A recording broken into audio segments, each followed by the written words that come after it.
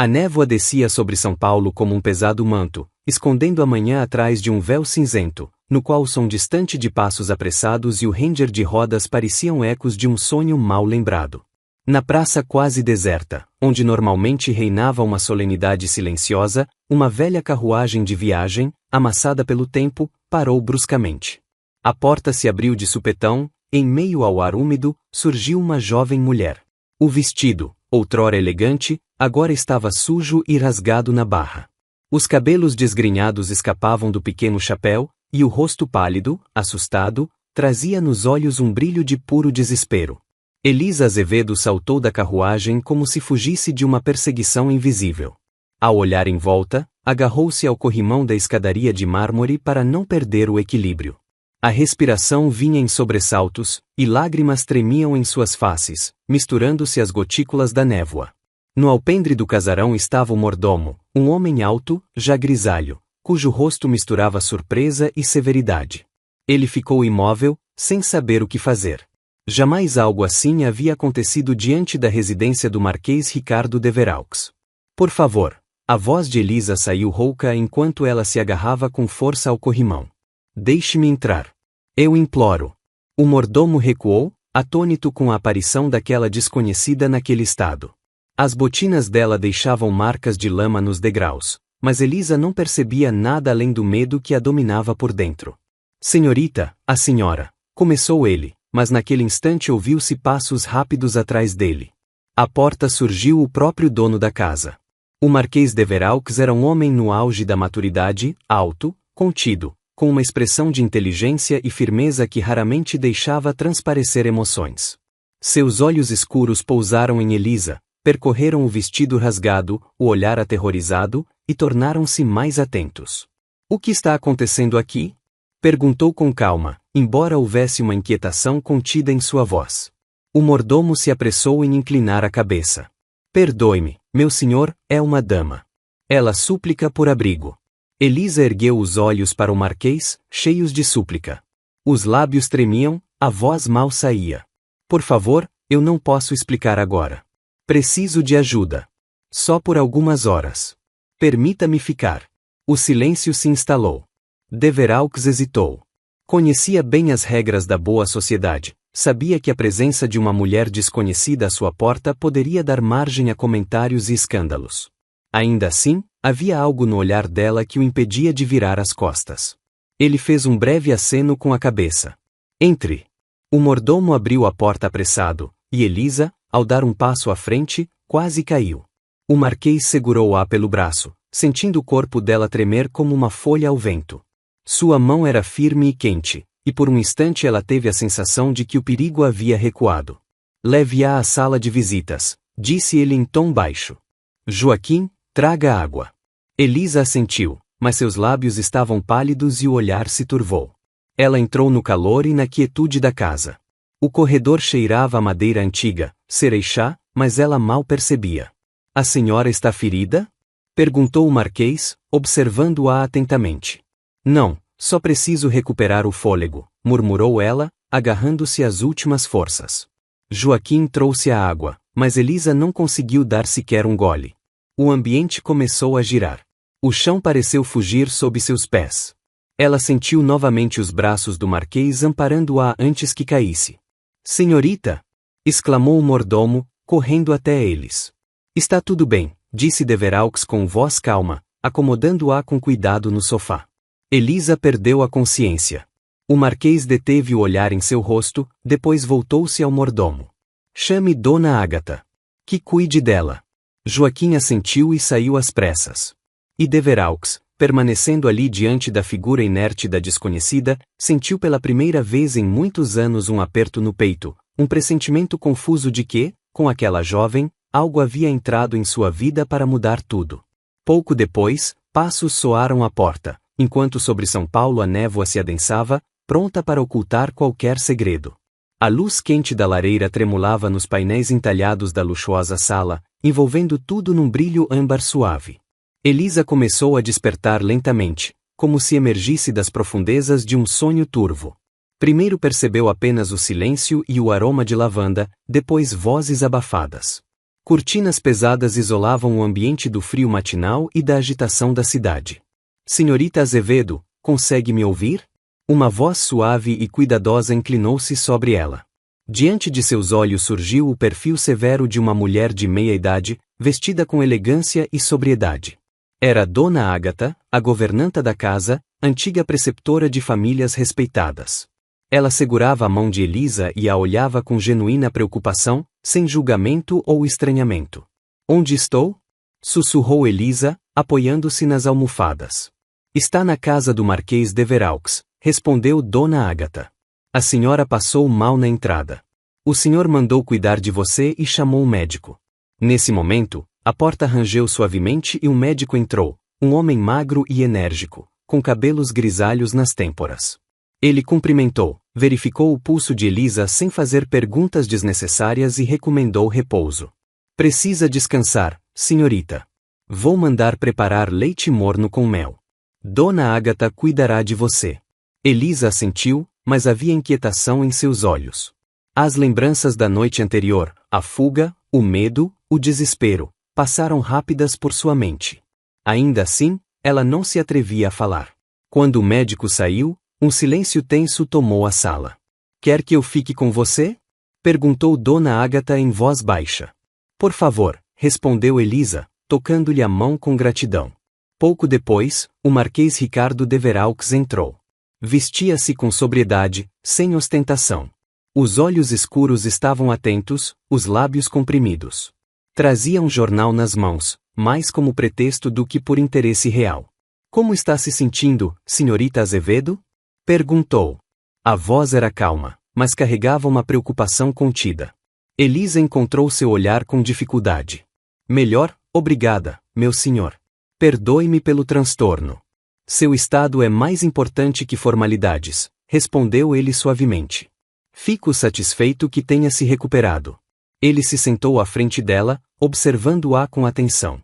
Posso saber o que a levou a uma situação tão desesperadora? Dona Ágata fez menção de sair, mas Elisa a deteve com um gesto. Não, por favor, fique. O Marquês assentiu. Entendo que não seja obrigada a explicar, continuou ele. Mas talvez eu possa ajudar. Se alguém a ameaçou ou lhe causou mal. Elisa desviou o olhar. O coração batia tão forte que ela temia que todos ouvissem. Perdoe-me, mas não posso contar tudo agora. Preciso de tempo. De Veraux observou-a com atenção redobrada. Você não está sozinha, disse após um breve silêncio. Nesta casa, nada lhe acontecerá. Lá fora, os sussurros já começavam. Os empregados, impressionados com a chegada da desconhecida, cochichavam. Dona Úrsula, a governanta-chefe, trocava murmúrios com uma criada. Ouviu falar? E aquele vestido, dizia uma. Silêncio, repreendeu Dona Úrsula. O senhor não tolerará fofocas. O Marquês, ainda na sala, apertou o jornal nas mãos. Seu olhar pousou numa manchete: escândalo na família Azevedo. Acontecimentos inesperados em um evento da alta sociedade. Ele leu atentamente. Falava-se em desavenças, no desaparecimento de uma jovem dama, em rumores que se espalhavam rapidamente. O nome de Elisa não aparecia, mas ele não teve dúvidas. Quando voltou à sala, Elisa dormia. Dona Ágata aproximou-se dele.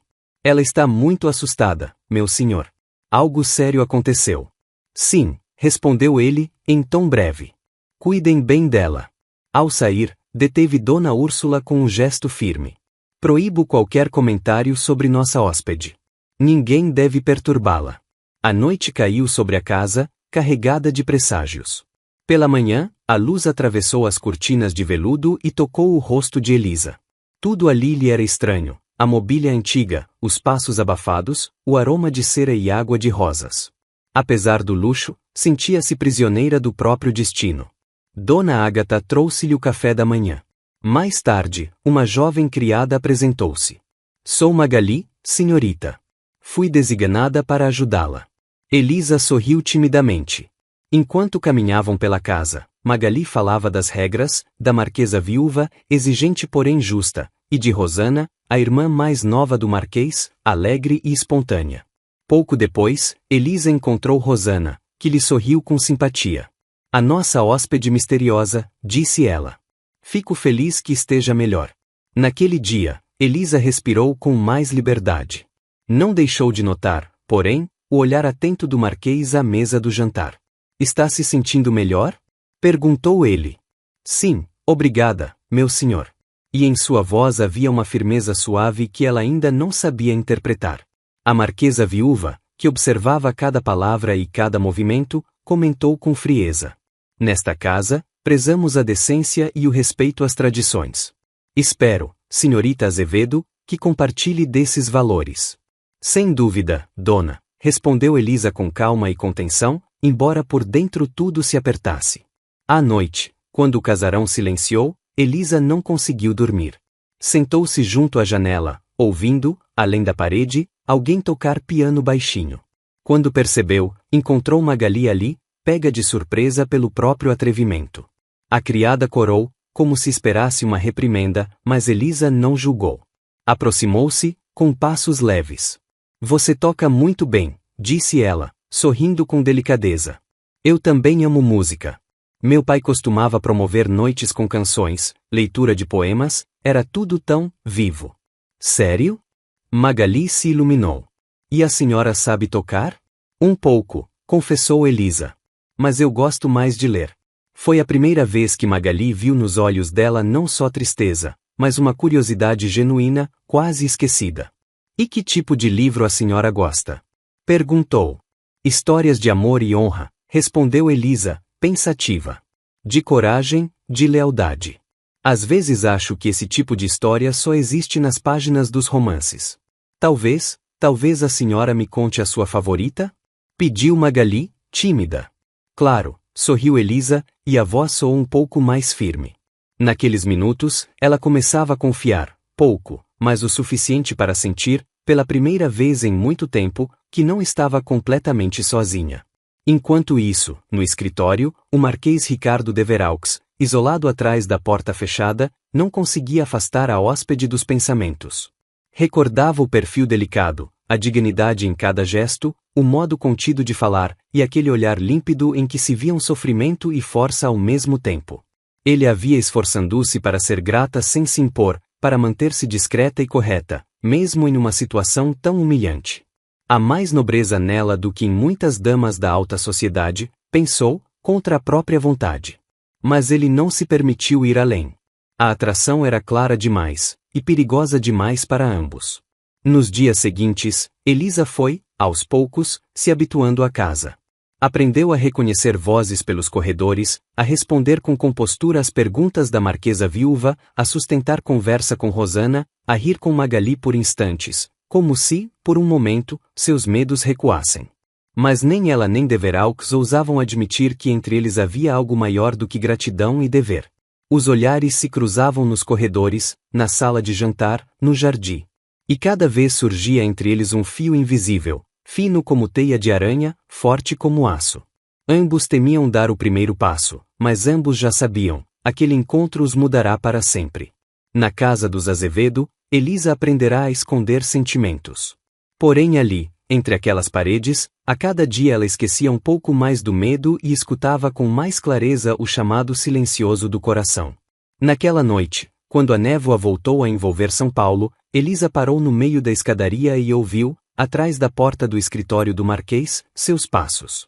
Ficou imóvel, e por um instante sentiu que, se entrasse ali, tudo mudaria para sempre. Mas apenas passou, em silêncio, sem se permitir mais do que isso, por enquanto. Na casa de Veraux reinava uma expectativa tensa. Os empregados se apressavam pelos corredores. Dona Úrsula, a governanta-chefe, verificava pessoalmente o brilho da prata na sala. Dona Ágata alisava com extremo cuidado as dobras das almofadas do sofá. Até Magali, normalmente leve e falante, andava na ponta dos pés e sussurrava. Havia cheiro de lavanda no ar, mas por trás do conforto havia inquietação.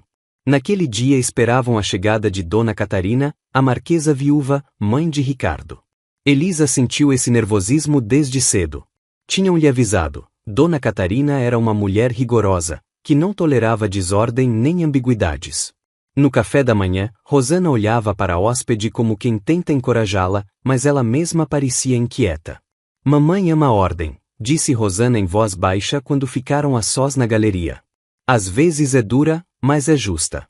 Não tenha medo dela, Elisa. Elisa agradeceu, embora por dentro tudo se contraísse. Ela sabia, mais cedo ou mais tarde teria de explicar por que estava ali, e isso significava enfrentar novamente suspeita e frieza.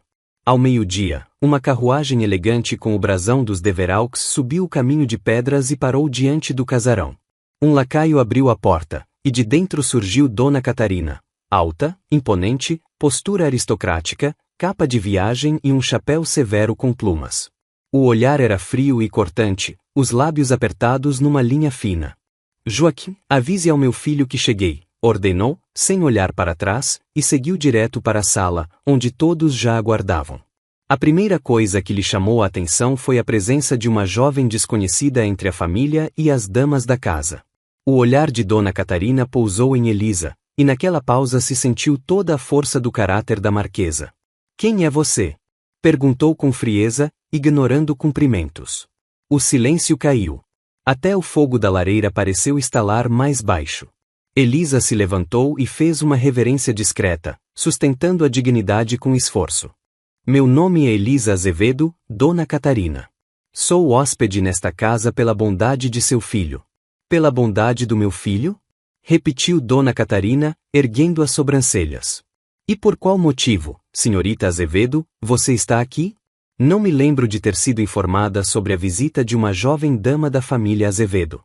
Mamãe, Rosana tentou intervir. Elisa foi obrigada a buscar abrigo. Não me interrompa, Rosana, cortou a mãe, severa. Estou falando com a nossa hóspede. O rosto de Elisa esquentou, mas ela não desviou o olhar. Cada resposta saía contida, porém firme. Peço perdão pela intrusão. Encontrei-me numa situação difícil e fui obrigada a pedir ajuda. Não quis causar inconveniente à senhora nem à sua família. Situação difícil. A voz de Dona Catarina ficou ainda mais gelada. Hoje em dia, jovens damas recorrem a parentes, não batem à porta de estranhos sem explicações. Ou você não tem ninguém que possa acolhê-la?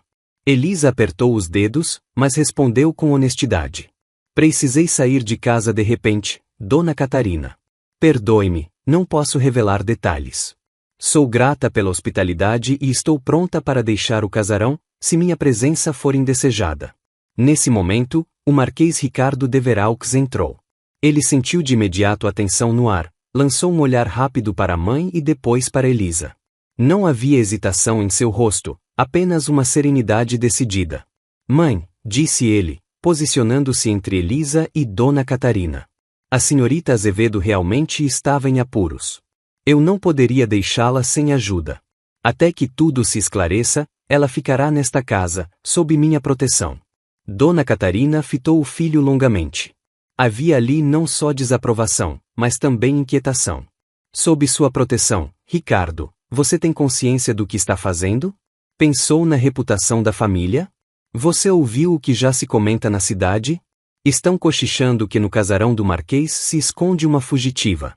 E não por acaso, mas por convite pessoal do anfitrião. Rosana soltou um pequeno grito abafado, mas Ricardo respondeu sem desviar o olhar. Ouvi, mãe. Mas para mim, honra e consciência valem mais do que murmúrios.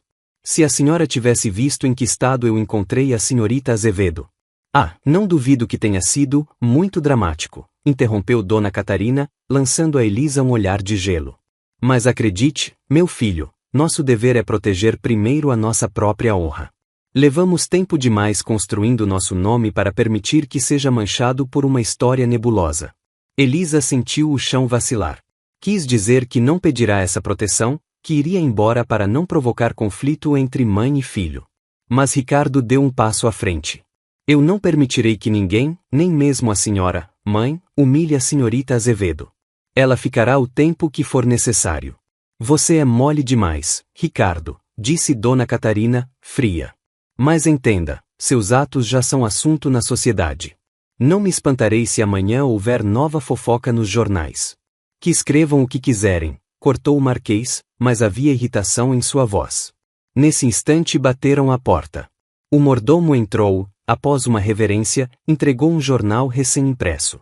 Meu senhor, perdoe-me, mas considerei necessário trazer isto imediatamente. Ricardo pegou o jornal, percorreu a primeira página e o semblante se fechou. Em letras grandes estava estampado: escândalo na casa de Veraux, uma dama desconhecida sob a proteção do Marquês. Dona Catarina arrancou o jornal das mãos do filho e leu em voz alta algumas linhas, com indignação visível.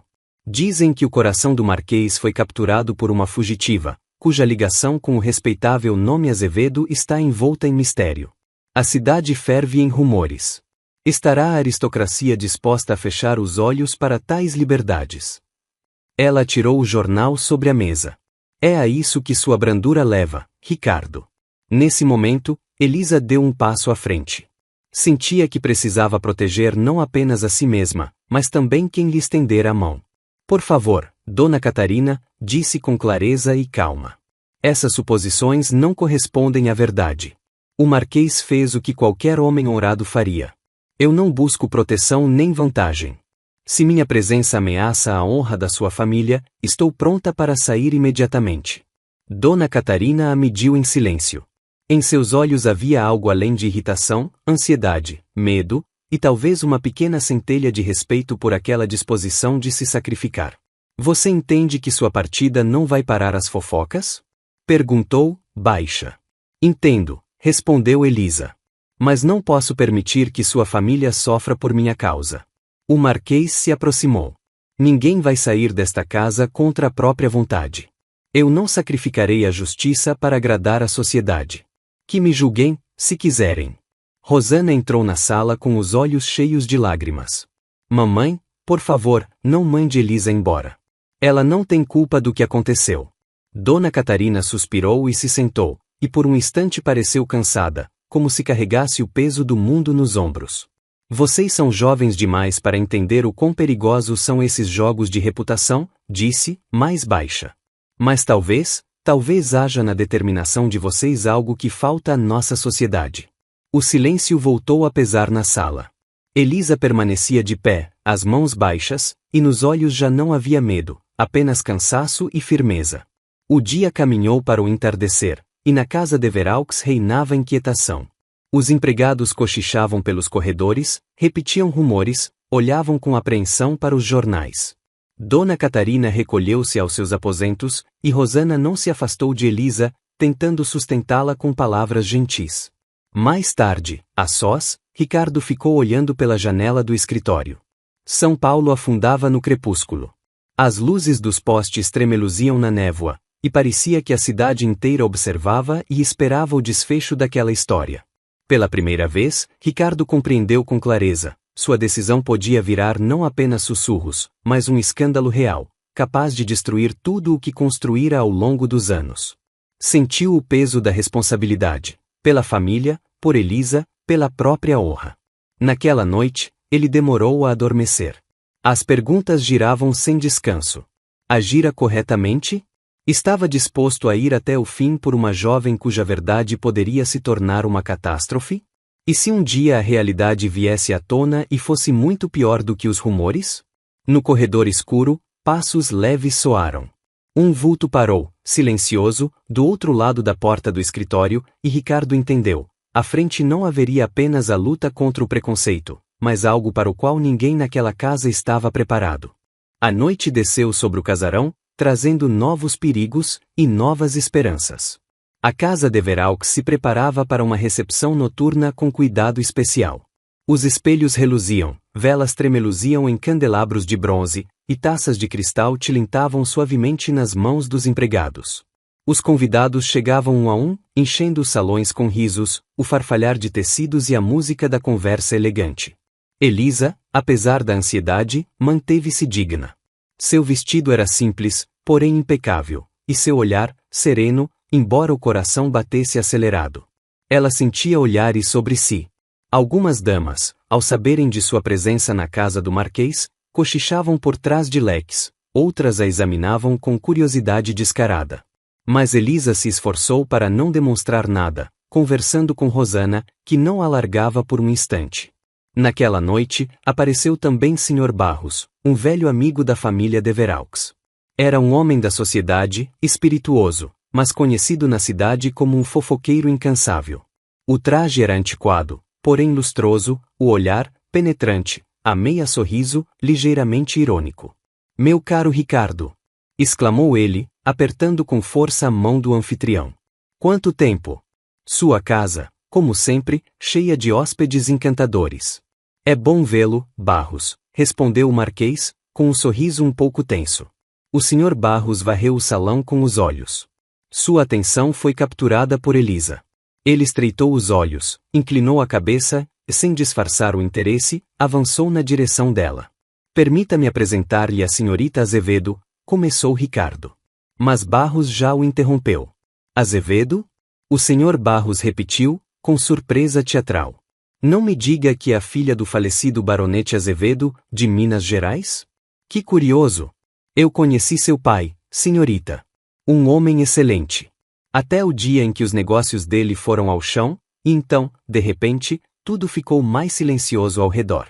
Algumas damas pararam, tendo captado o começo da conversa. A senhora se lembra de mim? Barros continuou, sorrindo. Creio que havia em alguns encontros na casa de Dona Sampaio. Sim, Sr. Barros, lembro, respondeu Elisa com tranquilidade, sem deixar transparecer o desconforto. Jamais imaginei encontrá-la aqui, ele prosseguiu, e elevou um pouco a voz, como quem oferece espetáculo. Dizem que houve uma tragédia na sua família. Ah, perdoe minha franqueza, mas São Paulo está fervendo de rumores. Uns dizem falência, outros dizem algo bem pior. O Marquês deu um passo à frente. O rosto se fechou, mais sombrio. Acho que este não é o momento para esse tipo de conversa, Barros, disse ele, frio. Mas Barros não era do tipo que recua com facilidade. Oh, eu só estou preocupado com a senhorita Azevedo, apressou-se em acrescentar, com um sorriso astuto. Mas, veja, os jornais falaram de joias desaparecidas, e que a culpa teria caído sobre a senhora, minha cara. Ele inclinou a cabeça, fingindo delicadeza, enquanto os olhos brilhavam com um prazer cruel. Perdoe-me a sinceridade, mas a senhora sabe como a sociedade adora discutir esse tipo de coisa. O salão mergulhou numa quietude pesada. Vários olhares se voltaram para Elisa com interesse, outros, com uma mistura de pena e reprovação. Ela se endireitou. O olhar ganhou firmeza. Infelizmente, os rumores costumam correr mais rápido do que a verdade, disse, calma. Eu não cometi aquilo de que me acusam. Barros abriu as mãos, como quem se isenta. Minha querida, eu não tenho o direito de julgar. Só espero que a verdade prevaleça. E fez uma reverência educada, embora no olhar dançassem faíscas de malícia. O Marquês não tirava os olhos de Elisa. Estava chocado, e, mais do que isso, indignado. Como podiam acreditar com tanta facilidade? Como uma jovem tão fina e digna podia ser arrastada para um escândalo daqueles? Quando a recepção terminou e os convidados começaram a se despedir, ele encontrou Elisa no corredor. É verdade? Perguntou baixo, tentando conter a emoção. Estão mesmo acusando você de roubo? Ela ergueu os olhos para ele. Neles havia cansaço, dor e dignidade. Sim, respondeu com serenidade. Mas é mentira, Ricardo. Eu não sou culpada.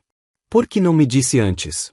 A voz dele tinha um traço de mágoa, mas era sobretudo preocupação. Porque não são apenas fofocas, disse ela, em tom mais baixo. Um parente distante, Sr. Arnaldo Duarte, há muito tempo cobiça o que restou do nosso pequeno patrimônio. Quando meu pai morreu, ele tentou tomar controle dos nossos assuntos. E quando eu me recusei, de repente, as joias da família desapareceram, e toda a suspeita caiu sobre mim. Ela respirou fundo, como se cada palavra custasse forças. Ele me ameaçou. Eu fui obrigada a fugir para salvar a mim mesma, e conservar ao menos um pouco de honra. O Marquês cerrou os punhos. O rosto escureceu. Por que você não pediu ajuda? Por que não me contou logo? Elisa desviou o olhar. A voz tremeu. Eu não queria arrastar você para minha desgraça. Essas acusações podem destruir sua reputação, sua família. Eu não peço proteção nem interferência. Eu só quero provar minha inocência sozinha. Ricardo se aproximou. A voz ficou mais suave. Eu não acredito em uma única palavra do que dizem sobre você. Mas você não precisa lutar sozinha. Deixe-me ajudar. Elisa balançou a cabeça. Lágrimas brilharam, contidas. Não, por favor. Eu já causei ansiedade demais à sua família. Se você se envolver, as fofocas só vão crescer. Me dê tempo. Eu preciso resolver isso por conta própria. Ele não discutiu.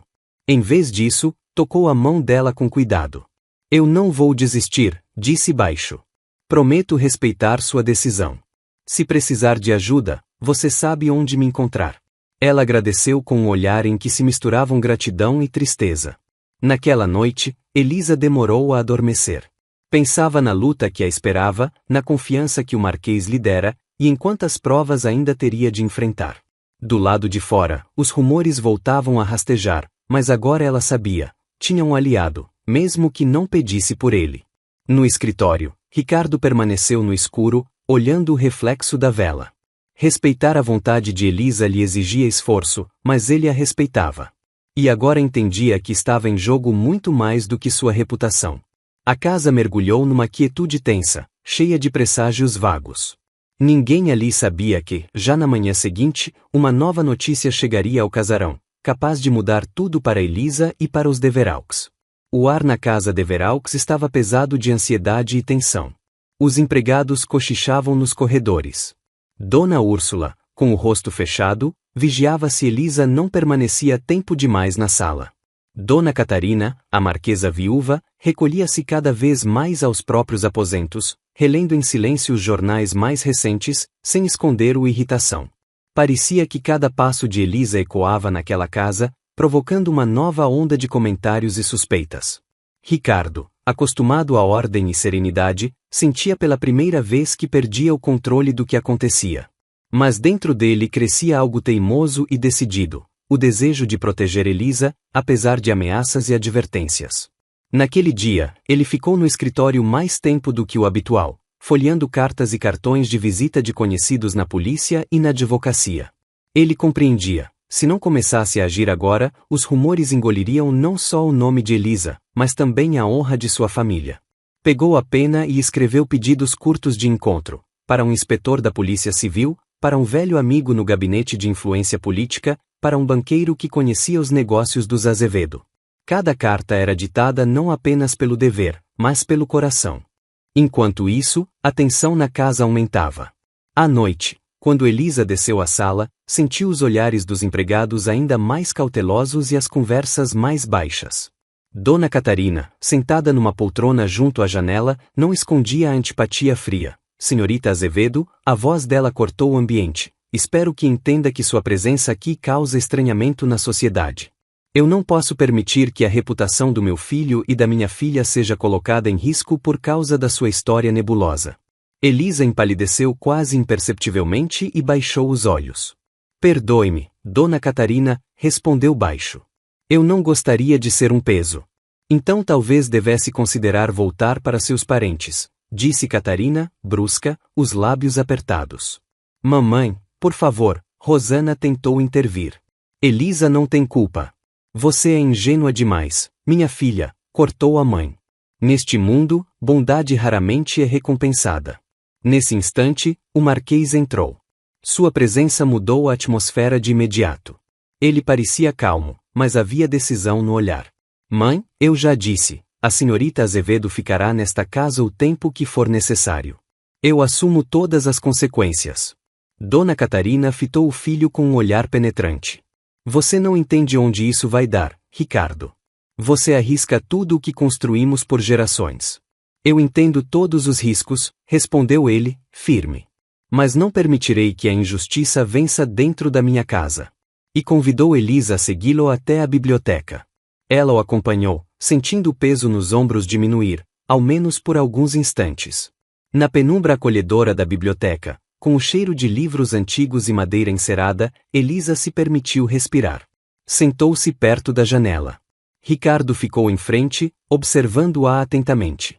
Eu sei que não está sendo fácil, começou ele, com suavidade. Mas você não precisa passar por isso sozinha. Elisa ficou em silêncio por um longo momento. Então falou, sem levantar os olhos. Você não imagina há quanto tempo eu não consigo confiar em ninguém. Depois da morte do meu pai, a casa virou um lugar estranho. Meu primo, Arnaldo Duarte, buscava qualquer motivo para me culpar e ficar com a herança. Ele me ameaçava, controlava cada passo. Quando as joias sumiram, ninguém quis me ouvir. Até pessoas que eu considerava amigas viraram o rosto. A voz trazia cansaço, mas também uma dignidade interior que não se quebrava. Ricardo escutou sem interromper. Eu fugi de noite, continuou ela. Sozinha, sem dinheiro, sem proteção. Todas as portas estavam fechadas, até você abrir a sua. Ela respirou, como quem segura algo que está prestes a desabar. Eu não peço piedade, Ricardo. Mas pela primeira vez em muito tempo eu sinto que posso ser acreditada. O Marquês apertou as mãos, para não revelar o quanto aquilo o atingia. Você não precisa pedir desculpas por sentir, disse ele, baixo. Eu quero ajudar. Eu já comecei a investigar por conta própria e não vou permitir que manchem seu nome. Elisa olhou para ele de maneira direta, sem medo pela primeira vez. Você não tem medo da sua reputação? Do futuro da sua família? Eu tenho medo, sim, admitiu ele. Mas, se eu agir de outra forma, eu perco o respeito por mim mesmo. Eu acredito em você, Elisa. E talvez, pela primeira vez em muitos anos, eu sinta que estou fazendo o que é realmente certo. O silêncio entre eles se encheu de algo novo e frágil. Elisa desviou o olhar, mas dentro dela uma centelha de esperança se acendeu. Eu nunca contei isso a ninguém, sussurrou. Nem a minha mãe eu conseguia confiar quando ela ainda era viva. Havia medo demais, solidão demais. Agora você não está sozinha, respondeu Ricardo, suave. No corredor, os empregados cochichavam cada vez mais alto. Magali, a criada fiel, tentava proteger a hóspede dos comentários, mas nem ela conseguia conter a onda de rumores que inundava a casa. Alguns juravam que Elisa era uma aventureira. Outros tinham pena. Outros temiam que a presença dela traísse desgraça. Dona Catarina não cessava. Várias vezes chamava o filho para conversas duras, exigindo que se livrasse imediatamente da hóspede. Você não entende, sussurrava ela à noite. Essas fofocas vão destruir tudo. Já estão dizendo que você está ligado a essa moça por sentimentos. O que fará se as pessoas pararem de vir aqui? Se Rosana não conseguir um bom casamento? Você está pronto para isso? Eu estou pronto para defender a honra de uma jovem inocente, respondia ele, teimoso. E peço que não interfira. Eu vou resolver. A marquesa apenas balançava a cabeça, incapaz de mudar a decisão do filho. Nos dias seguintes, Ricardo agiu com uma determinação que nem ele reconhecia em si. Encontrou-se com o inspetor, perguntou sobre o andamento do caso dos Azevedo, chamou um advogado à casa, enviou empregados com cartas seladas a pessoas certas. Seu velho amigo, Dr. Tomás Viana, concordou em investigar se alguém notara movimentos suspeitos por parte de Arnaldo Duarte. Elisa sentia as nuvens se adensarem ao redor. Cada manhã começava com inquietação, cada noite com conversas sobre o amanhã, mas agora ela não se sentia sozinha. Entre ela e o Marquês se formara um fio fino, porém firme, de confiança, que ninguém conseguia romper. Numa noite em que a chuva batia nos vidros e a casa mergulhava numa quietude especial, Elisa e Ricardo ficaram novamente a sós. Ela decidiu falar da lembrança mais pesada. Depois da morte do meu pai, eu fiquei completamente sozinha, começou ela, em voz baixa. Minha mãe era frágil, e Arnaldo logo passou a mandar em tudo. Ele tirava coisas da casa, fazia perguntas como interrogatórios, me humilhava diante dos empregados. Eu tentava resistir, mas ele ameaçava me mandar para um abrigo de parentes pobres se eu não assinasse os papéis. Ela apertou um lenço, como se segurasse nele para não cair. E então as joias desapareceram, e me acusaram. Ricardo se aproximou, sentou-se ao lado dela. Eu prometo, disse ele, firme. Eu vou conseguir justiça. Eu acredito em cada palavra sua, Elisa. Ela assentiu. Havia lágrimas nos olhos, mas eram lágrimas de alívio. Obrigada, Ricardo. Se não fosse você, eu não teria aguentado tudo isso. Os olhares se encontraram, e entre eles surgiu uma atração quase palpável. Mas ambos temiam dar o próximo passo, com medo de quebrar o frágil sossego que haviam conquistado no meio da tempestade. Ainda assim, a tensão na casa crescia. Alguns empregados começaram a evitar Elisa. Houve quem se recusasse até a levar-lhe o chá. Dona Úrsula, uma e outra vez, insinuava que hóspedes não tinham lugar ali sem a aprovação da senhora da casa. Magali continuava fiel, mas sua voz se perdia no meio do descontentamento geral.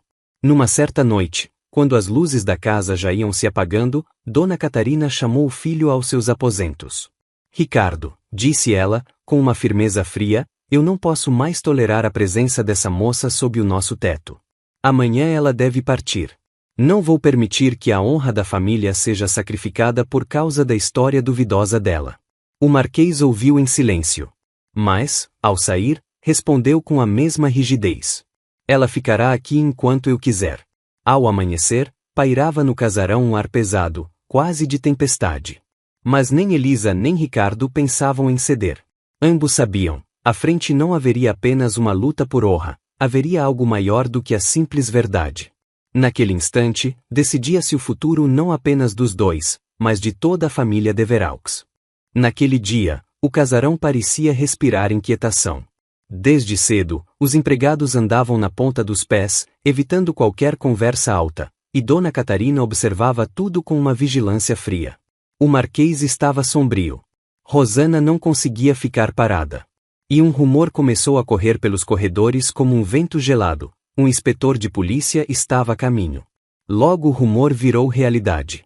No caminho de acesso apareceu uma carruagem oficial. E, minutos depois, à porta, um homem baixo e seco, de capa de uniforme, se apresentou. A voz era educada, mas havia em cada palavra uma insistência oficial, inegociável. Vim por determinação da autoridade competente, declarou o inspetor, estendendo ao Marquês um envelope lacrado. Aqui está uma intimação para a senhorita Elisa Azevedo. Ela deve comparecer para prestar esclarecimentos no caso do desaparecimento das joias da família Azevedo. O silêncio caiu como pedra. Dona Catarina estremeceu. Rosana soltou um grito abafado, horrorizada. O Marquês cerrou os punhos, mas a voz permaneceu firme. A senhorita Azevedo não está bem. Eu lhe entregarei a intimação.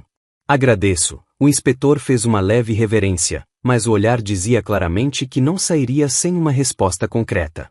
Quando o homem se retirou, Ricardo subiu depressa até o quarto de Elisa. Ela o aguardava, já pressentindo o que ocorrerá pelos rostos tensos dos empregados e pelo murmúrio alarmado que tomara a casa. Ricardo. A voz dela tremia, mas os olhos brilhavam de decisão. Eu não posso mais me esconder. Se eu tiver de encarar um tribunal, que seja. Não, disse ele, abrupto. Você não vai à delegacia. Eu não vou permitir que te prendam. Você precisa sumir de São Paulo por um tempo. Eu conheço um lugar onde você ficará segura. Ela tentou protestar, mas ele a interrompeu, pela primeira vez falando com ela sem distância alguma, como se o nome dela fosse algo que ele carregava por dentro havia dias. Por favor, Elisa, confie em mim. É a única forma de ganhar tempo até eu provar sua inocência. Poucos minutos depois, a casa já fervilhava numa correria silenciosa. Um pequeno baú de viagem foi preparado às pressas. Rosana, segurando as lágrimas, ajudava Elisa a separar o essencial. Dona Catarina permanecia calada, no olhar dela havia medo e confusão misturados. O Marquês mandou preparar uma carruagem fechada, sem brasão, e ordenou que tudo fosse feito com discrição. Os empregados cochichavam nos corredores, observando a pressa. Alguns julgavam, outros sentiam pena, mas ninguém ousava interferir. Ao cair do crepúsculo, a carruagem deixou o casarão. Ricardo viajava ao lado de Elisa, sem confiar nem mesmo nos próprios criados. O caminho até a periferia foi longo e irregular. As rodas rangiam. Galhos riscavam o teto. Pelas janelas passavam lanternas de rua e silhuetas solitárias. Dentro da carruagem, reinava um silêncio pesado. Elisa fitava a escuridão, apertando um lenço nas mãos. O coração batia inquieto, porque ela deixava para trás não apenas um teto, deixava a última âncora a que se agarrara nas últimas semanas. Você está com medo? Perguntou Ricardo, quebrando o silêncio. Estou, respondeu ela, com honestidade. Mas não por mim. Tenho medo de que outras pessoas sofram por minha causa. Você não tem culpa de nada, disse ele, com firmeza. Culpados são aqueles que te caluniam. A carruagem sacudiu num buraco, e Elisa quase tocou a mão dele. Ela puxou a própria palma de volta num reflexo, mas Ricardo captou o movimento e o olhar dela. Eu tive que ter medo muitas vezes, confessou Elisa, de repente. Depois da morte do meu pai, eu vivia esperando o pior. Cada dia parecia um barril de pólvora. Eu achei que nunca mais conseguiria confiar em ninguém. Ricardo ouviu com atenção. O rosto suavizou. Eu te entendo mais do que parece, disse ele, com a voz baixa. Eu também vivi com medo. Elisa virou o rosto para ele, surpresa. Depois que minha esposa morreu, tudo ficou diferente. A casa ficou vazia, eu me perdi. Eu era jovem, mas tive que virar outra pessoa por Rosana, por minha mãe, pelo nome da família. Pela primeira vez, ele falava do íntimo com franqueza, sem aquela contenção habitual. Você quase nunca fala dela, disse Elisa, com suavidade. Ele assentiu. Aqui em casa ninguém gosta de lembrar. Ela foi meu primeiro amor, e minha primeira perda. A voz dele ficou mais grave. Por muito tempo eu me culpei. Eu pensava que poderia ter salvado ela, se eu fosse mais forte, mais atento. Desde então, eu não me permiti sentir demais. É mais fácil do que passar por outra perda. Elisa tocou a mão dele. Dessa vez, com cuidado, leve como um sopro. E Ricardo não recuou. Você não é culpado, disse ela. Não controlamos o destino. Mas controlamos como seguimos vivendo. Ele esboçou um sorriso fraco. Você é mais forte do que parece, Elisa. Muito mais forte do que eu. Ela balançou a cabeça. Não, eu só não aguento mais ter medo. Eu estou cansada. Quero acreditar que um dia isso termina e vem a paz. Às vezes parece que eu sonho demais. Com o que você sonha? Ele perguntou, inesperadamente. Elisa pensou por um instante, e então respondeu devagar, como quem revela algo precioso. Com uma casa simples, onde não exista medo nem mentira. Com um jardim de rosas onde eu possa ler poesia. Com uma família que ame e proteja, e com a liberdade de não precisar olhar por cima do ombro. Ricardo ficou em silêncio por um longo momento, encarando o rosto dela na penumbra. Eu achei que tinha esquecido como se sonha, disse por fim. Mas agora, eu também penso numa casa, num pouco de paz, no riso da minha irmã, num mundo seguro para quem eu amo. Elisa olhou para ele com uma ternura nova. Entre os dois passou algo quase imperceptível, uma confiança que só nasce em momentos de completa sinceridade. A carruagem entrou numa alameda que levava a um pequeno sítio nos arredores. A casa era cercada por um jardim antigo. Próximo ao portão, roseiras bravias se escondiam no mato. Ali era silencioso. Apenas o rangido de uma porteira, ao longe, o latido de um cachorro. Aqui você vai estar segura, disse Ricardo, ajudando-a a descer. Uma parente distante minha mora aqui, Dona Marta Moraes. É uma mulher de confiança. Não vai contar nada a ninguém. Você poderá descansar enquanto eu resolvo o seu caso. Entraram. A casa era simples, mas acolhedora. Dona Marta os recebeu com contenção, porém com calor humano. Ela compreendeu depressa. Elisa não era uma visita comum, era alguém que precisava ser protegida. Quando as coisas foram guardadas e o chá servido, Ricardo ficou mais um pouco na sala, a sós com Elisa. Do lado de fora, o vento rugia. Na lareira, lenha estalava. Você está com raiva de mim por eu ter te trazido para cá? Perguntou ele, baixo. Não, sussurrou ela. Eu sou grata. Você me salvou, mais uma vez. Ficaram em silêncio, ouvindo a chuva bater no telhado. Naquela quietude havia mais do que em longas conversas. Eu não sei o que vai acontecer daqui para frente, disse ele enfim. Mas eu prometo lutar até o fim. Eu não vou deixar o mal vencer. Elisa sorriu através das lágrimas. Eu acredito em você, Ricardo, mais do que nunca. Naquela noite, pela primeira vez em muito tempo, ela dormiu em paz. E Ricardo permaneceu acordado por horas, escutando a respiração dela através da parede, pensando que, pela primeira vez em anos, uma esperança tinha encontrado lugar no seu coração. Mas, na manhã seguinte, em São Paulo, novas buscas começariam. E a decisão tomada naquela noite poderia mudar tudo, não apenas para Elisa, mas para o próprio Ricardo. No sítio isolado, os dias corriam de outro jeito, diferente do ritmo do casarão dos Deveraux. Tudo ali era silêncio, cheiro de terra úmida e o sussurro do vento entre árvores antigas. Elisa sentiu, pouco a pouco, o peso do medo escorrer dos ombros.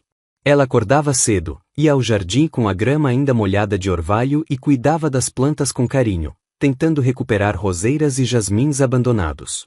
Ricardo permanecia por perto com frequência, como se não encontrasse sossego sem a presença dela. Ajudava a mexer na terra, carregava regadores e cestos, e às vezes apenas observava o modo como ela tocava cada caule com delicadeza, como se em cada flor houvesse um pedaço de esperança. Nesses momentos, ele esquecia o dever, a responsabilidade, as inquietações deixadas na cidade. Encontrava alegria nas coisas simples, no sorriso de Elisa, nas histórias baixas sobre a infância, nas caminhadas juntos pelas alamedas do jardim. Você gosta de rosas? Perguntou ele certa vez, quando ela cortava botões já murchos. São as flores da minha mãe, Elisa sorriu.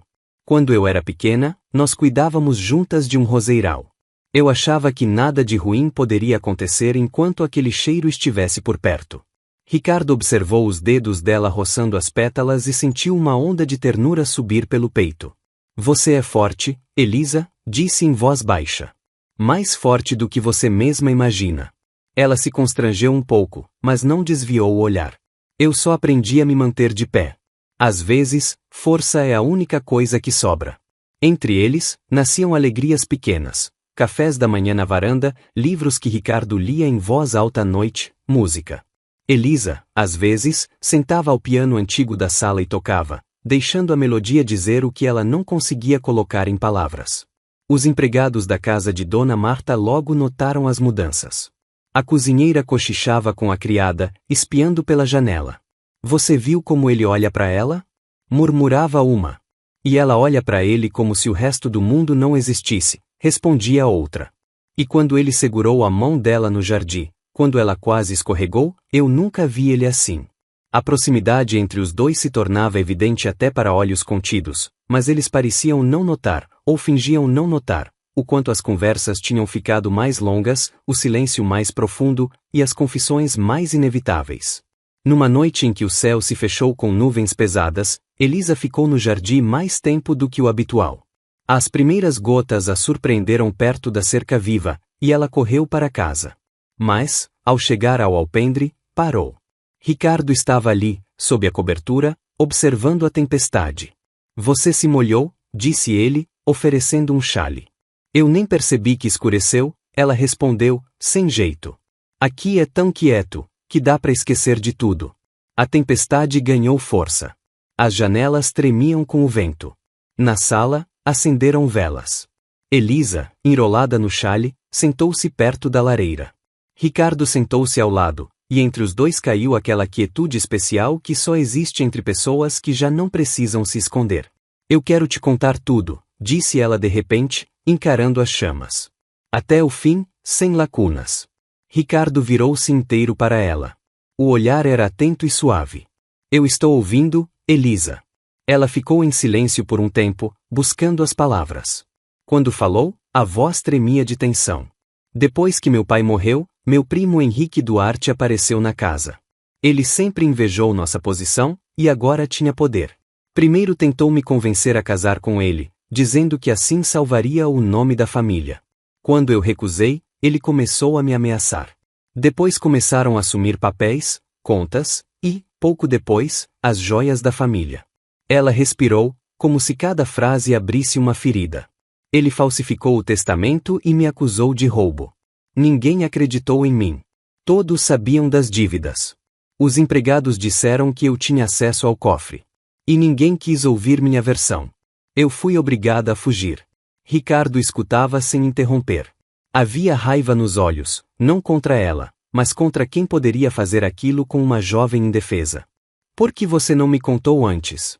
Perguntou ele, baixo. Eu tinha medo, ela confessou.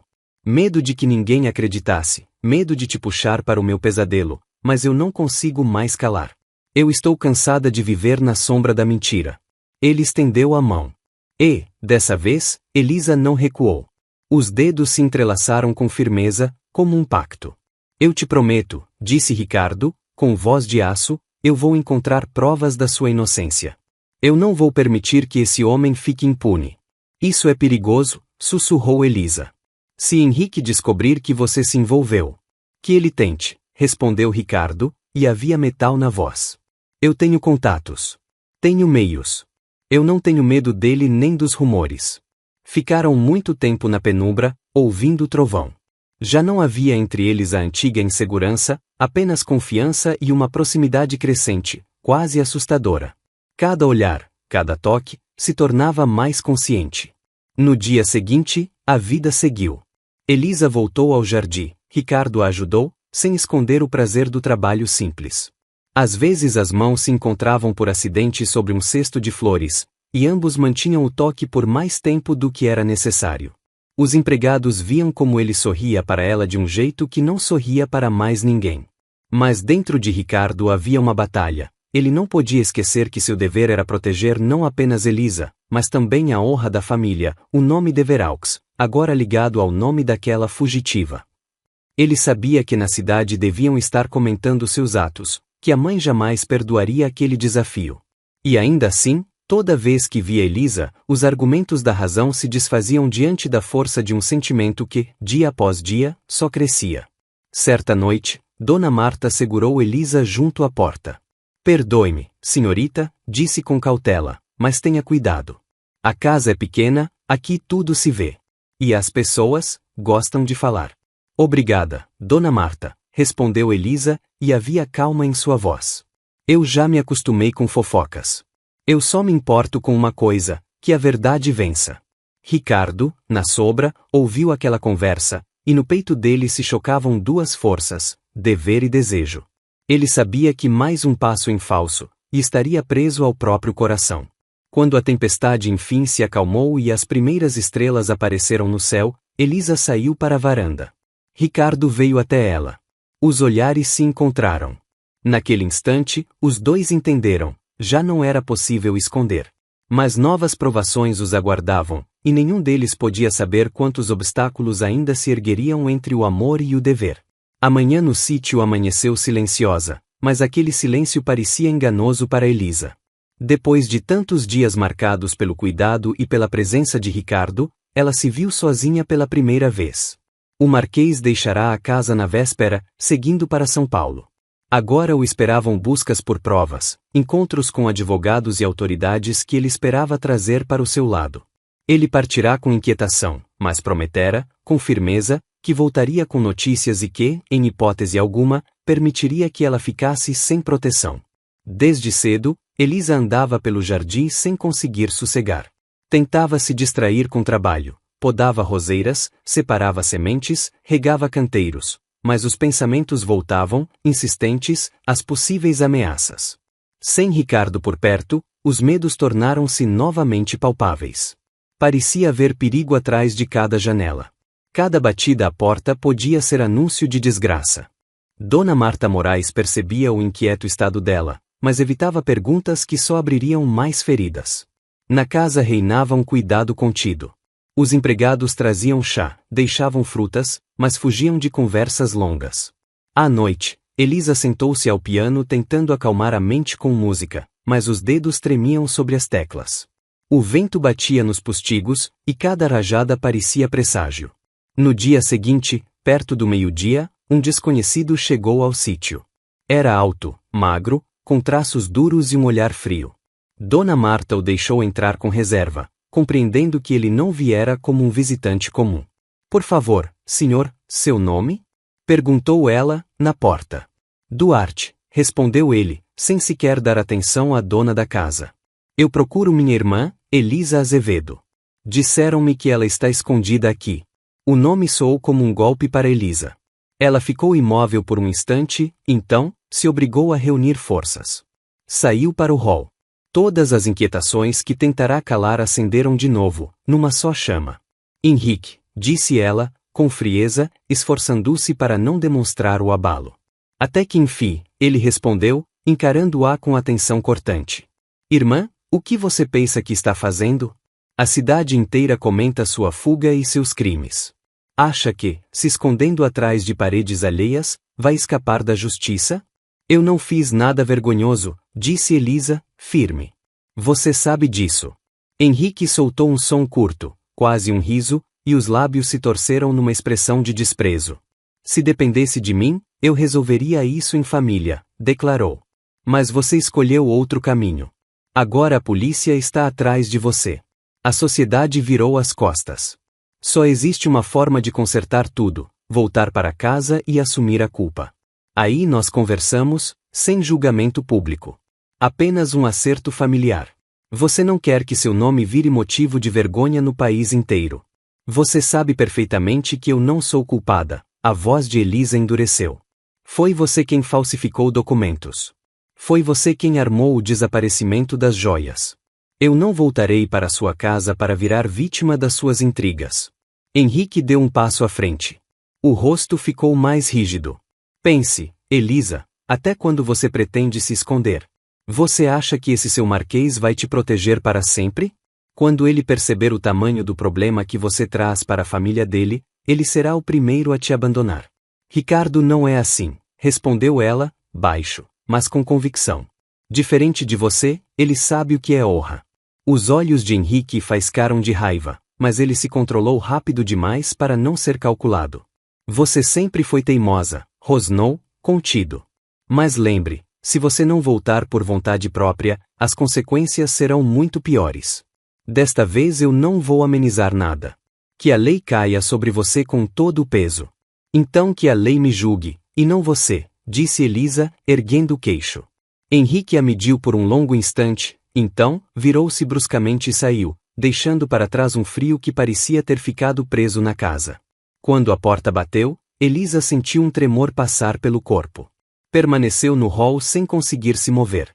Dona Marta se aproximou e tocou o ombro dela com cuidado. Não tenha medo, senhorita, disse em voz baixa. Esse homem não tem poder aqui. Mas agora ele sabe onde eu estou, Elisa sussurrou, quase sem voz. Agora tudo pode mudar.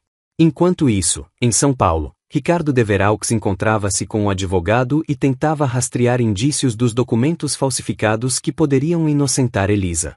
Os pensamentos dele estavam inteiramente nela. Ele sabia, a cada dia, a situação se tornava mais perigosa. Naquela mesma noite, recebeu uma mensagem urgente de Dona Marta. Em poucas linhas, ela contou sobre a visita de Henrique e as ameaças. Ao ler, Ricardo empalideceu, e a determinação só cresceu. Ordenou que preparassem a viagem imediatamente e partiu sem perder um minuto. O caminho pareceu interminável. A cabeça se enchia de pensamentos afiados. E se Henrique não ficar só na ameaça? E se a polícia já estiver a caminho? O coração apertava de medo por Elisa, mas junto vinha a raiva do próprio atraso, do próprio limite. No sítio, Elisa estava junto à janela, encarando o escuro. Repetia na memória as palavras do primo, as ameaças, o sorriso gelado. Parecia que o mundo voltava a se fechar ao redor dela, e que nenhuma parede bastava como proteção. No meio da noite, ouviu-se o som apressado de cascos. Elisa correu para a porta. O coração batia como um pássaro preso. Quando viu a silhueta de Ricardo sob a luz da lua, lágrimas explodiram sem pedir permissão. Está tudo bem, disse ele, mal entrou. Eu estou aqui. Eu não vou deixar que ele te machuque. Ricardo a puxou para junto de si com força, e naquele instante os medos se dispersaram, cedendo lugar a uma esperança que ela quase havia esquecido. Mas ambos compreendiam, a partir dali, o perigo estava muito mais perto do que antes. Lá fora, o vento agitava os galhos, e dentro da casa a quietude voltou, uma quietude inquieta, presságio de mudanças prestes a invadir as vidas dos dois. Na cidade, a manhã nasceu fria e úmida. Ricardo mal percebeu. Estava consumido pela busca de provas. Passou dias e noites conversando com advogados, autoridades, antigos empregados da família Azevedo. Sua insistência, influência e coragem, enfim, começaram a dar resultado. Ele encontrou uma testemunha, um antigo encarregado da casa, um homem já envelhecido pelo tempo e pelo medo, que finalmente aceitou dizer a verdade. Ele vira Henrique Duarte mexendo nos papéis da família na noite em que as joias sumiram e subornando empregados para culpar a jovem. Quando Ricardo recebeu a declaração assinada, não hesitou. Sabia que qualquer demora poderia custar a Elisa a liberdade, ou coisa pior. Com os documentos e o depoimento nas mãos, ele voltou ao sítio. O coração batia nervoso, mas uma chama de esperança ardia no peito. O lugar o recebeu com silêncio. Tudo parecia igual, os sussurros, o cheiro de chá, o perfume de ervas do jardim. Mas Elisa não o esperava à porta, e isso o alarmou de imediato. Ele a encontrou numa salinha pequena. Ela estava sentada junto à janela, inclinada sobre uma carta, e lágrimas escorriam pelo rosto. Elisa, chamou ele, suave. Ela se assustou, levantou o olhar. Havia ali medo, exaustão e uma tristeza profunda demais para caber em palavras. Eu pensei que você não voltaria mais, sussurrou ela. Eu estou tão cansada de ter medo, Ricardo. Ele se aproximou, sentou-se ao lado, e tomou as mãos dela nas suas. Ela não resistiu. Apertou os dedos dele com força, como se só ali existisse chão. Nada foi em vão, disse ele, com segurança. Eu encontrei um homem disposto a testemunhar contra Henrique. Estamos perto de provar sua inocência. Você está me ouvindo? Tudo vai mudar. Elisa cobriu o rosto com as mãos. Os soluços sacudiram seus ombros. Eu tenho tanto medo, medo de que não dê certo, medo de que ele vença de qualquer jeito. Ele não vai vencer, Ricardo respondeu, firme, afastando com delicadeza as mãos dela do rosto. Eu não vou deixar que ele destrua a sua vida. Eles se olharam por um longo momento, e ali, sem aviso, todas as barreiras que haviam sustentado se dissolveram. Ricardo inclinou-se com cuidado, e os lábios se encontraram pela primeira vez num beijo silencioso e puro, como promessa, como juramento, como confissão de que nenhum dos dois podia mais negar. O instante mal terminou quando passos pesados soaram no corredor. A porta se abriu de supetão e um policial surgiu, acompanhado de 2 homens. Dona Marta, pálida de inquietação, estava atrás. Perdoe-me, senhor, disse o policial. Mas viemos com uma ordem oficial de prisão para a senhorita Elisa Azevedo. Ela está sendo acusada de apropriação de bens da família Azevedo. Elisa empalideceu, mas não recuou um passo. Ricardo se colocou entre ela e os homens. A voz saiu calma, porém com aço. Vocês não têm o direito de levá-la agora. Eu sou o Marquês de Veraux e exijo uma audiência imediata com o juiz. Tenho uma testemunha pronta para depor contra Henrique Duarte. Vocês não vão levar esta dama sem que as novas circunstâncias sejam analisadas. O policial hesitou. O nome do Marquês, a autoridade dele e a confiança com que falava pesaram. Depois de uma pausa curta, ele assentiu. Esperaremos até amanhã ao meio-dia, senhor. Mas se o senhor não comparecer ao fórum com provas, seremos obrigados a cumprir a ordem. Quando os homens foram embora, a casa afundou numa quietude pesada. Elisa sentou-se, tentando manter a postura, mas o medo ainda tremia em seus olhos. Ricardo se ajoelhou diante dela, segurou as mãos dela com força. Eu não vou deixar que levem você, disse ele. Amanhã nós estaremos diante do juiz.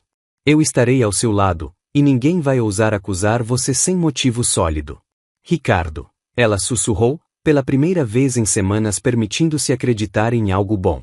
Se não fosse você, eu não teria suportado.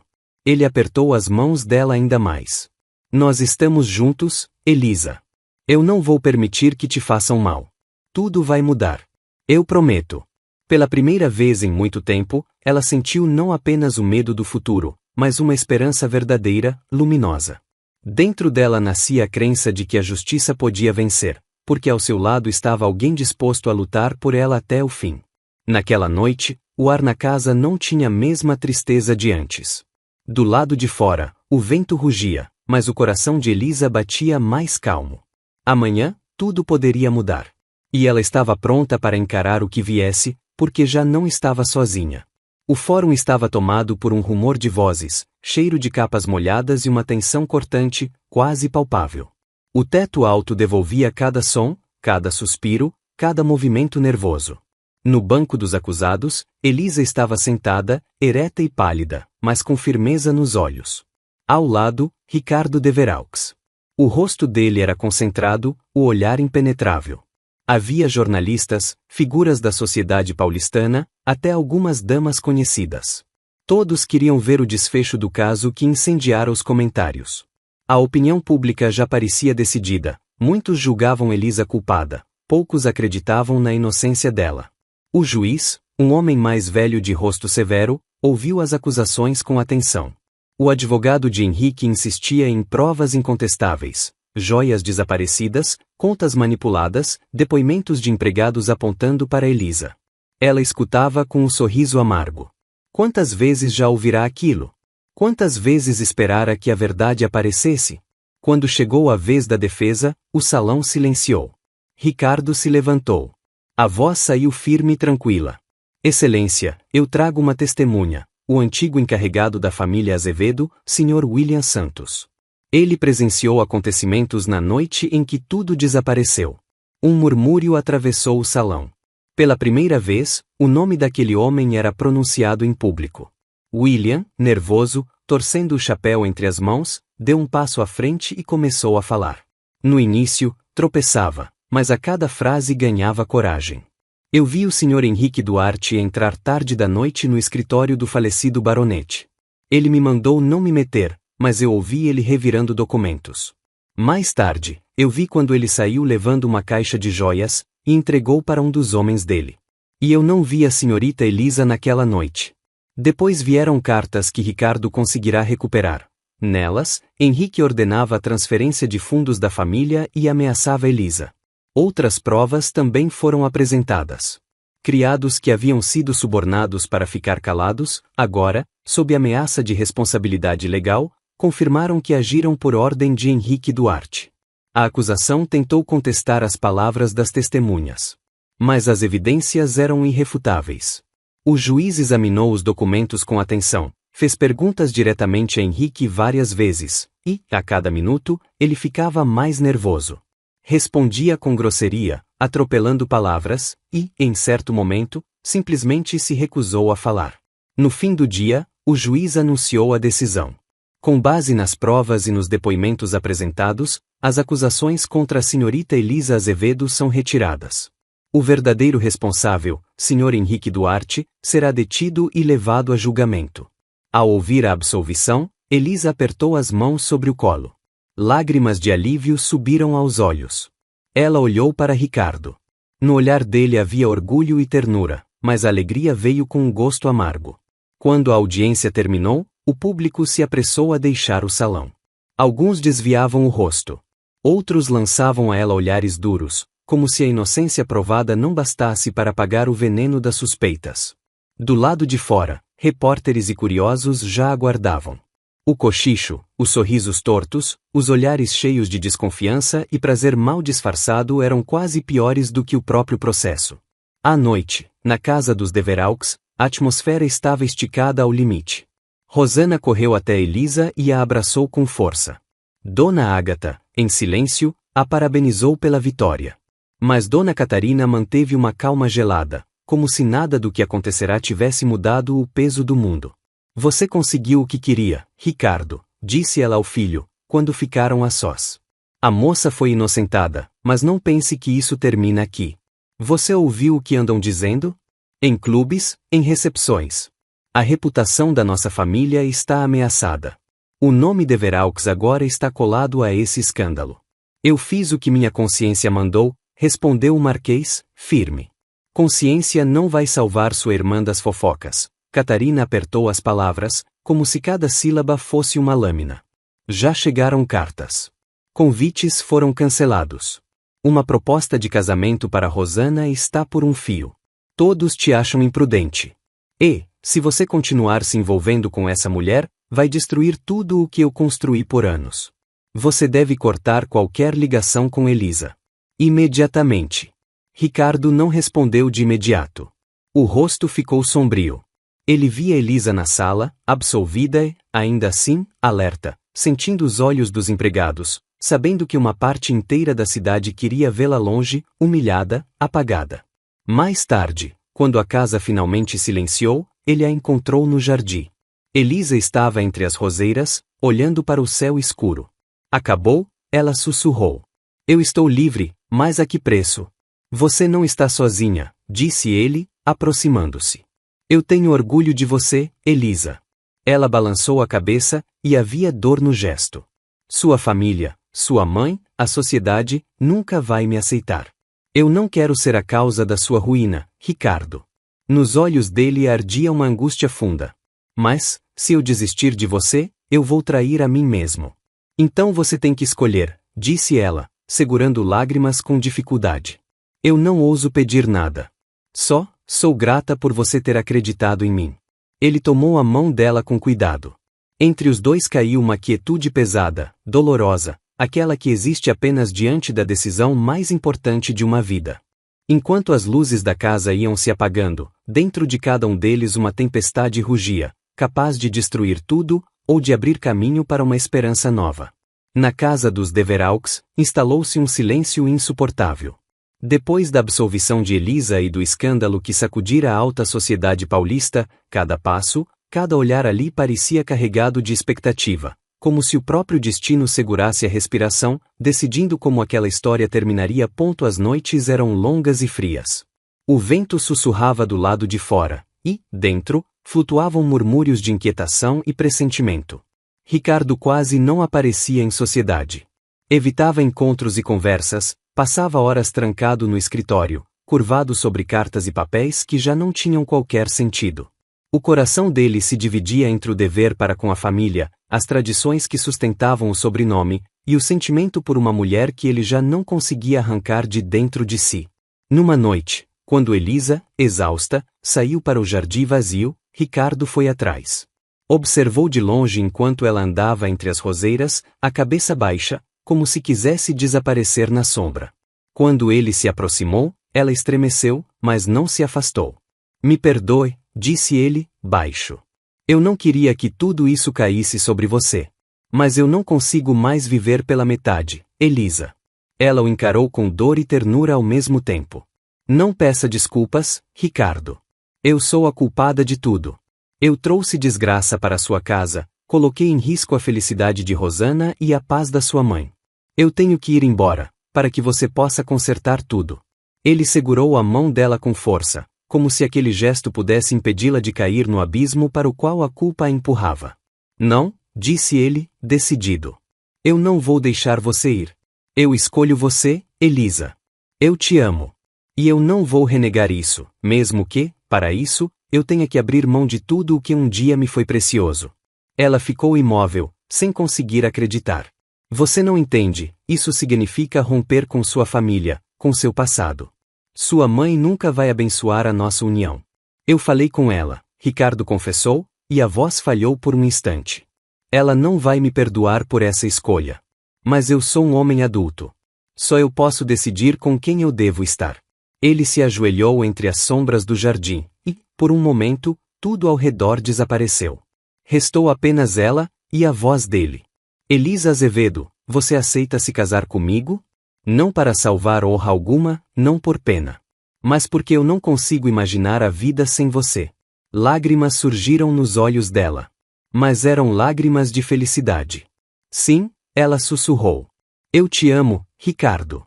E, mesmo com medo, mesmo achando que não sou digna, eu não consigo viver sem o seu amor. Ele se levantou e a abraçou com cuidado. Naquele abraço havia tudo: perdão, esperança, o começo de uma vida nova. Na mesma noite, veio a última conversa, a mais pesada. Dona Catarina estava sentada junto à lareira, rígida e orgulhosa, mas havia cansaço no olhar. Você está mesmo decidido a abandonar tudo por ela? Perguntou, sem encarar o filho. Eu já fiz minha escolha, mãe. Eu não consigo agir diferente. Então você está abrindo mão da sua família, da sua posição, do seu nome. Não, respondeu Ricardo, firme. Eu não estou abrindo mão da minha honra. Eu estou escolhendo aquilo em que eu acredito. Ela assentiu em silêncio, mas não deu bênção. Rosana, escondida, abraçou Elisa e sussurrou ao ouvido dela. Seja feliz. Eu sempre vou te lembrar como uma irmã. Nos dias seguintes, começaram os preparativos. Ricardo e Elisa decidiram deixar São Paulo. Ali, nada mais os prendia. Escolheram uma casa pequena no interior, longe do barulho e da condenação. Empregados ajudaram a arrumar as coisas, e a casa ficou estranhamente tomada por uma mistura de despedida e alívio, como se as próprias paredes, cansadas de tanta tensão, soprassem uma permissão silenciosa para aqueles dois seguirem. Na última noite antes da partida, Elisa não conseguiu dormir. Saiu para a galeria, querendo se despedir daquele lugar que guardara tanta dor, ao mesmo tempo, tanto abrigo. De repente, Dona Catarina apareceu ao lado dela. No rosto da marquesa já não havia aquela altivez gelada. Restava um cansaço profundo e algo que parecia, de longe, compaixão. Eu não posso te perdoar por levar meu filho embora, disse ela, baixo. Mas eu vejo, você teve coragem de atravessar coisas que poucas mulheres aguentariam. Sua honestidade, sua força. É por isso que, no meu coração, eu te perdoo. Ela respirou, como se fosse difícil dizer o resto. Cuide dele. Ele sofreu demais. Elisa baixou a cabeça. Obrigada, senhora. Eu prometo, ele vai ser feliz. Ao amanhecer, eles deixaram o casarão. À frente, havia uma vida desconhecida, não tão brilhante quanto poderia ter sido, mas deles, honesta, sustentada por amor. A cidade ainda dormia, e dentro do peito dos dois uma nova aurora já nascia. No interior, longe do ruído e das línguas afiadas, a vida de Elisa e Ricardo encontrou um ritmo novo, tranquilo. Ali não havia olhares perseguindo, nem lembranças pesadas esmagando o ar. O tempo parecia desacelerar, permitindo que reaprendessem a alegria das coisas simples. Uma manhã ensolarada, o canto das aves, o cheiro de grama recém-cortada. No começo, tudo parecia estranho. Elisa acordava cedo, ouvia os passarinhos do lado de fora, com o coração apertado de gratidão, saía para o jardim. Cuidava dos canteiros, plantava novas flores, colocava roseiras e lírios como se quisesse encher a casa de luz e vida. Ricardo, no início, demorou a se acostumar com a calma do interior, mas logo se encontrou nas tarefas do lugar. Acompanhava a fazenda, ajudava vizinhos com conselhos e apoio, tornou-se padrinho da escola da comunidade e organizou remédios e atendimento para os mais pobres. Os dias passavam em trabalho, mas havia ali uma alegria que nunca existira nos salões mais brilhantes. À noite, sentavam-se junto ao fogo. Ricardo lia em voz alta. Elisa costurava ou bordava, às vezes tocava piano, e, muitas vezes, apenas encostava a cabeça no ombro dele, em silêncio. As conversas eram verdadeiras e profundas. Não havia mais teatro nem medo. Eles não escondiam fraquezas, nem perdas antigas. E, a cada dia, a confiança se tornava mais forte. No início, os moradores do lugar olhavam os novos donos com desconfiança. Era estranho ver um homem de sobrenome conhecido visitando doentes com as próprias mãos, e uma esposa que não se recusava a sujar os dedos de terra ou a brincar com as crianças das famílias simples. Mas, devagar, Elisa conquistou respeito e amizade. Organizou pequenos encontros para as mulheres, ajudou quem precisava, sabia ouvir sem julgar e amparar sem humilhar. Aproximou-se especialmente de uma vizinha, Dona Helena, uma mulher sensata e bondosa, e as duas se uniram pela mesma paixão por livros e pela natureza. Ricardo também encontrou amigos verdadeiros. Um fazendeiro local virou seu aliado, e um médico já idoso tornou-se companheiro de longas caminhadas pelos campos. Às vezes, organizavam reuniões simples com vizinhos, onde havia risos, vozes de crianças e uma alegria limpa, sem máscara. Houve dificuldades. Uma tempestade de verão arrancou parte do telhado, e foi preciso correr para organizar reparos. Em outra ocasião, uma doença se espalhou pela região, e Elisa passou dias ao lado do médico cuidando de enfermos, sem descanso, sem medir o próprio cansaço. Houve momentos de desespero, quando parecia que o passado voltava a bater à porta. Mas, cada vez, eles enfrentavam juntos, apoiando-se um no outro. Às vezes, Elisa acordava sobressaltada, ainda vendo em sonho a sala do tribunal, o rosto rígido de Dona Catarina, ou o olhar de Henrique Duarte. Mas bastava ouvir a voz de Ricardo, sentir a mão dele, e o medo se desfazia, dissolvido na luz da manhã. Ela já não estava sozinha. O passado, aos poucos, perdeu força.